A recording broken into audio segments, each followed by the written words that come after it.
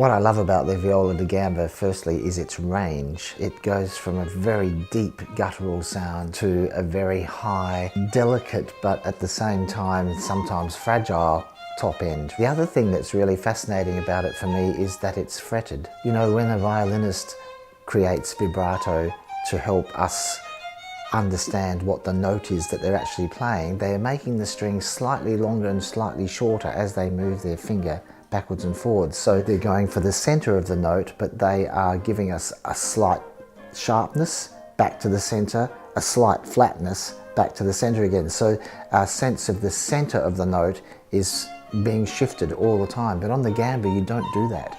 You have a fret. So it's very difficult to create that same sense of the center of the note. And I find that absolutely fascinating. The lack of vibrato makes it a hugely challenging instrument to play and a hugely challenging instrument to create a sound that is sensible to our ears. I think the sound on this CD really has been captured brilliantly by Chris Doherty. Over the period that we've been working together with Jenny, the quality of the sonic image has improved over and over and over again, and so it's become something we're really striving for, especially on the gamba particularly, but on the other instruments as well. Having a concept in our minds of other recorded sounds from the gamba and trying to improve on it or to give it a dimension that is unique to Jenny's sensibility and performance.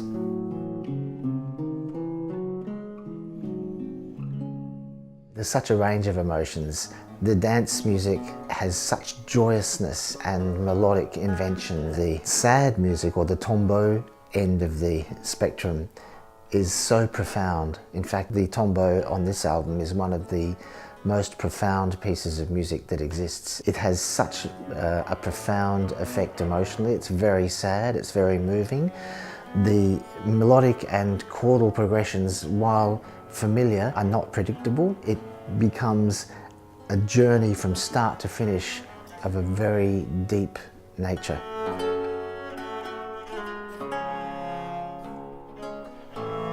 I've often been asked what's so special about the viola da gamba, and for me I think it's the fact that this instrument imitates the voice best out of any other instrument that I know. It's become part of my body, so I've been able to express what I feel through the instrument very easily, especially over the recent years. It's been a journey because I've gone from the things that I really love, 17th century French Baroque music, to things that I've been challenged with a new piece by Paul Cutler, Spinning Forth, to things I just really enjoy playing, like Swedish folk music and the piece written by Llew and Marais.